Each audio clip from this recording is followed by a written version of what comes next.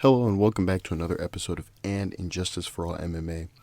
My name is David, and this episode is for UFC Fight Night, Volkov versus Rozenstruik. Or Rozenstruik, whatever.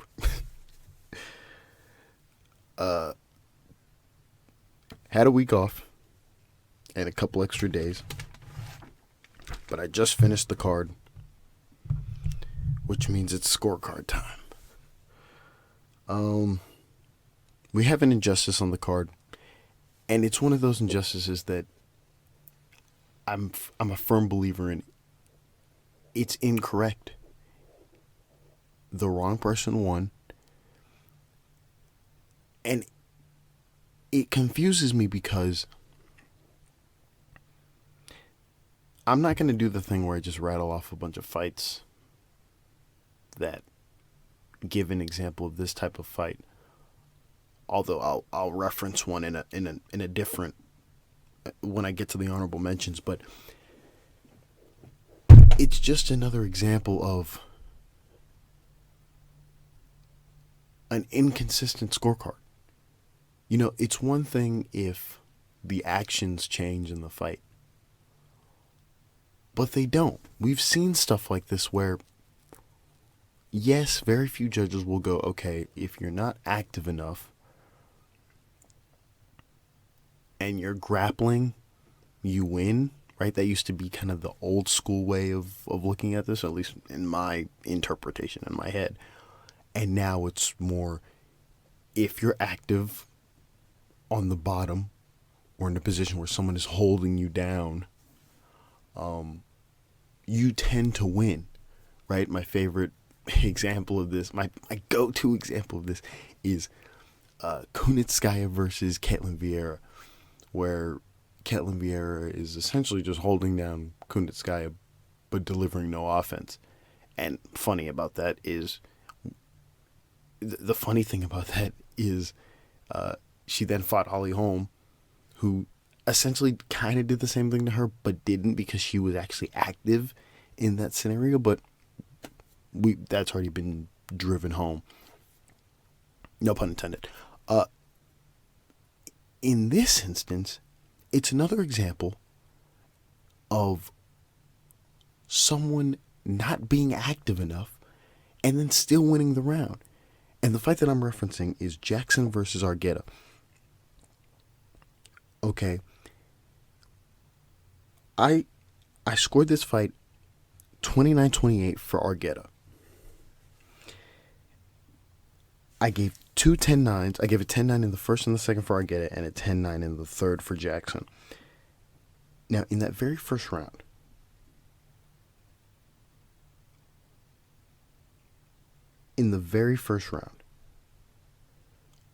Argueta outstruck Jackson. Now, I know what you're thinking. How did he do that? Jackson got a takedown, and he proceeded to land 0 punches. He was searching for submissions the entire time. Searching for submissions, searching, and couldn't find them.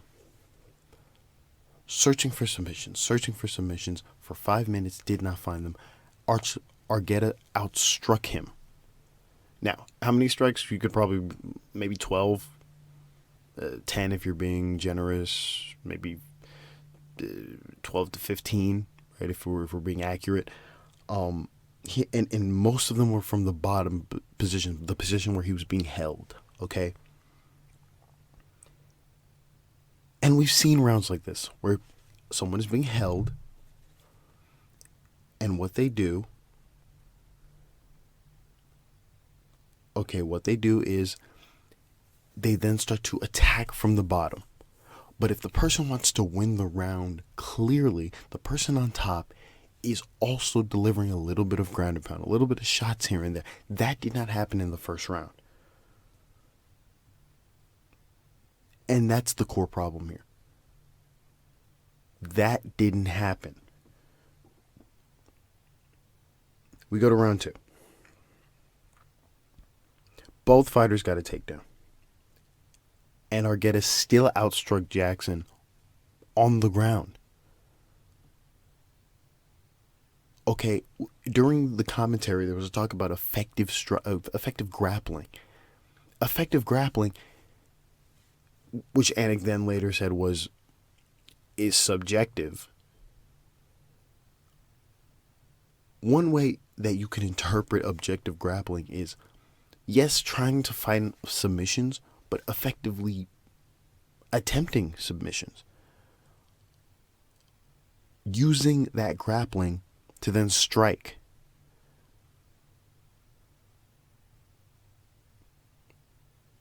Or get a better position. Is it effective grappling if you're holding someone down but not really moving? Those are questions just thrown into the ether. The point is, I just stated round 2. Okay, round 3. Close on the feet. I think we could probably give the edge to Jackson there. And Jackson got a takedown. I put close on the feet because there's a little back and forth on the feet there, but you can maybe argue Jackson outstruck him on the feet just by a little. And I gave that third round to Jackson. That's 29-28 for Argueta. We go to the judges' scorecards, where no judge, by the way, no judge gave Argueta a card. Okay, Mike Bell gave the first 2 rounds 10-9 for Jackson, and then the third he gave to Argueta. Honorable mention right there. Well, first of all, I'm not even honorable mentioning this because I think the whole scorecard, I think all 3 of their scorecards are wrong. But I'm pissed at the last one. He gave the last one to Argueta, when objectively speaking, that's Jackson's clearest round. Okay, and then Chris Lee, 30-27. He gives all 3 rounds to Jackson. Same for Anthony Manis, 30-27 for Jackson. Mike Bell, 29-28 for Jackson. It's one of those decisions that no one's going to care about because everyone's used to this from like 5-6 years ago. But the truth of the matter is, this person was more active than Argueta was more active than Jackson, and 3 judges interpreted someone holding you down for 5 minutes while delivering no damage whatsoever, without delivering a strike in the first round, I believe. That is enough to win the round. So much to where we were having arguments in, I believe, what was it, the second or the third round? Argueta's talking to the coaches, and both coaches are throwing back words of like, hey, they're going to a boring win. And in my head, I'm going, okay, maybe one judge might feel that way, but hopefully that's not the case. There's 50 ways you could dissect this one, but in my head, it's nonsense. It's absolute nonsense. So there's the injustice for the night. Jackson versus Argueta. We go straight to the honorable mentions because we only had one fight there. That's an injustice. Straight to the honorable mentions. We go straight to Fakhretdinov versus Michailidis. I had a 30-27 for Fakhretdinov. In that first round, Fakhretdinov had 2 takedowns, outstruck Michailidis. In the second round, got a takedown with ground and pound for about 4+ minutes. Not enough ground and pound for a 10-8, so I didn't give a 10-8 there. And then for the third round, Fakhretdinov had 2 takedowns with ground and pound for about 3+ minutes. I put a possible 10-8 there, but I didn't give a 10-8, which is why I had a 30-27. Douglas Crosby had a 30-27. Chris Lee had a 30-26. He gave a 10-8 for that third round, and so did Tony Weeks. He reflects Chris Lee's scorecard. So there's that. Third honorable mention is Molina versus Zuma Gulov. This fight, ended in a split D for Molina. This fight, to me, reflects a fight I believe 2 weeks ago. I think it's 2 or 3 weeks ago. Anders versus the Korean guy. I can't remember his name. But Anders versus the Korean guy, it resembled that a little bit, where Zuma Gulov plays Anders, which is let's go for takedowns. But except there's a lot more. Yeah, let's go for takedowns that weren't completed. A lot of them weren't completed. And that is a substitute for action. And yes, I know I'm using action. Yes, going for takedowns is an action. But in terms of damage and getting your opponent down and keeping them there and striking from that position, no. So, the reason why I say it represents that, because I'll explain in a second. I had a 30-27 for Molina. In that very first round, it was close on the feet, but I gave the edge to Molina. The second round, Molina outstruck Zuma Gulov, and Zuma Gulov got a takedown, but it wasn't enough. It was one of those, took you down, Molina got straight back up, Molina outstruck Zuma Gulov. Then we go to the third round, where it's close on the feet again, with the edge to Molina. What I didn't write down is, throughout all 3 of these rounds, Zuma Gulov is attempting to get takedowns. Again, he got it in the first round. But in the rest, he didn't. All right. Him pushing for takedowns. But who's active in those clinch positions? Who's striking in those clinch positions? It's Molina. Hence why it's a 30-27 as a whole. We go to the judges' scorecards. Mike Bell had it 29-28 for Zuma Gulov. He gave the first to Zuma Gulov. Already honorable mention to Mike Bell. Terrible scorecard. He gave the first and the second to Zuma Gulov. Okay? No. Saul Diamant. He has a 29-28. He gave the first and the third to Molina. And then he gives the second to Zuma Gulov. Honorable mention there. The only scorecard that I agree with, and that is good, forget agree with, that I believe is good, is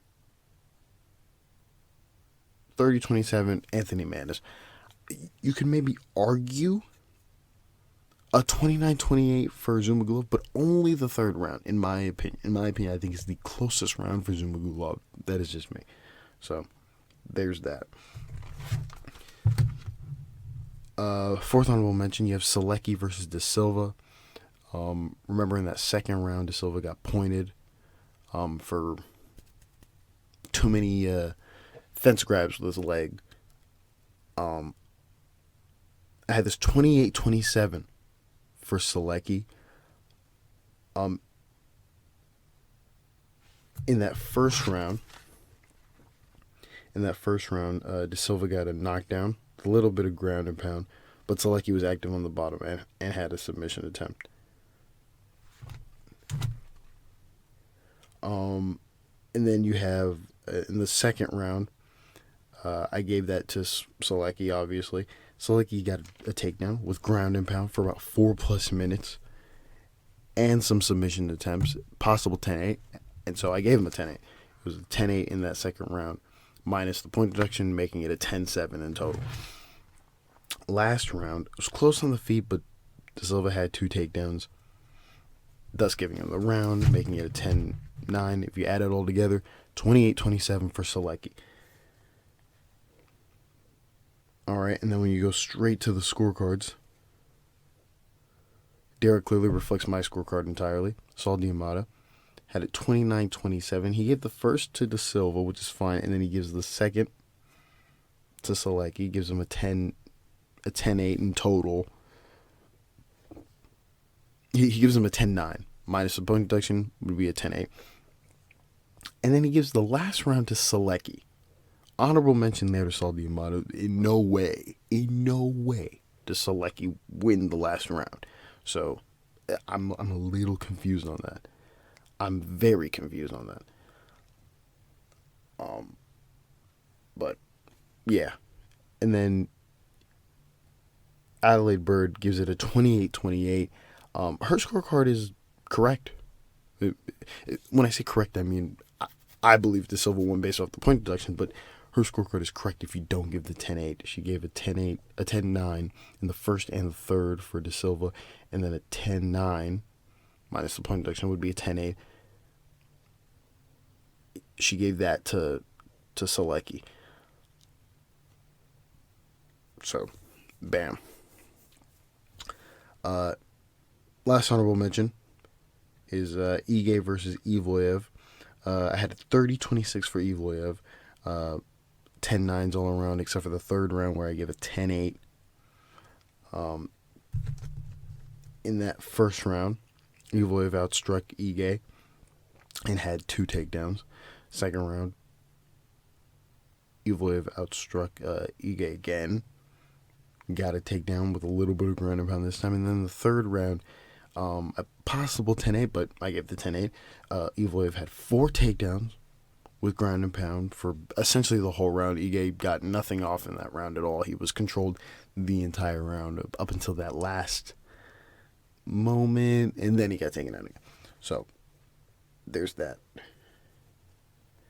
then if you read the judges' scorecards here, it's a 30-27, Mike Bell for Evloev, 30-26, Douglas Crosby for Evloev. His scorecard reflects mine. Then Junichiro Kamijo, 30-27, all 10-9s for Evloev. That's all I have. That's all I got for today. Again, these scorecards are fine altogether in the grand scheme of things. All the scorecards seem to be fine. It's just the only thing that I'm happy about would be the Molina and Zuma Gulov fight. I'm confused how one set of judges can view that as, okay, one fighter is unsuccessfully trying to take down another opponent and is unsuccessful, and we realize that, and is being outstruck, therefore he loses the fight. Boom. Right? Molina wins. But then in another fight, one fighter, we've seen this multiple times. I just named one. Kunitskaya versus, I keep naming that over and over again, but at the end of the day, there are multiple fights where people are just being held down, and if you're not, someone is holding their opponent down, and if someone is not delivering enough offense down there, you won't win the round. You won't win. I'm even thinking in my head, there was a fighter tonight who fought Trizano, okay, and I believe he fought Armarkani. Right? The big rub on Armarkani, if you remember that fight correctly, I hope you remember this fight correctly. I just pulled up a beautiful example. All right, not to pat myself on the back. He fought Armarkani, and in that fight, if you remember correctly, Armarkani took him down, I think in all 3 rounds. Correct me if I'm wrong. Took him down enough to the point where he held him there for a lot of the fight. But Trizano was active. Now, this fight is slightly different from the Damon Jackson Argueta fight, right? Because the amount of fights Trizano landed on Armarkani while he was down there is a little more than Argueta was. But the point still stands, is that one was active from the bottom. Okay, Trizano versus Armarkani. And in this fight, one was also active on the bottom. The only difference is the fighter who was holding Argueta down, Jackson, wasn't offensive. And you holding someone down isn't being offensive. I don't want to call it stalling, because it wasn't stalling. He was searching for submissions. But he was stagnant. And being stagnant isn't moving forward, obviously, in the definition.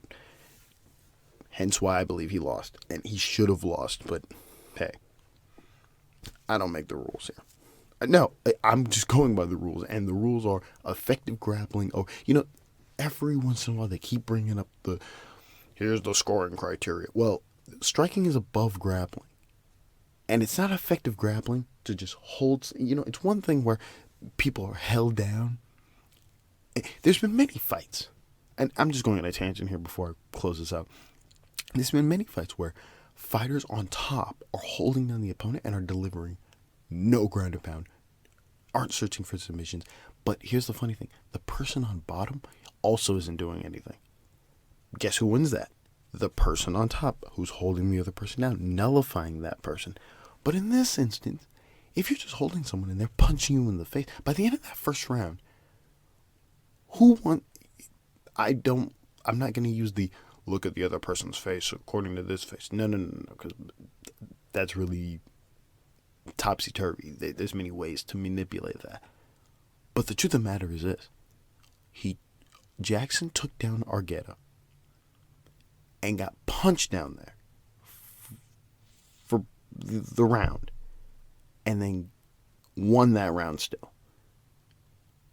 I'm confused. I'm absolutely astonished. And I'm more astonished that not even one judge was like, yeah, Argueta won this fight. So, I don't know. I don't know how to... I could talk about this for years. But, that's all I got. Thanks for listening. Hopefully this doesn't happen in Singapore and it's a great night of fights and blah, blah, blah. Thank you for listening, and God bless.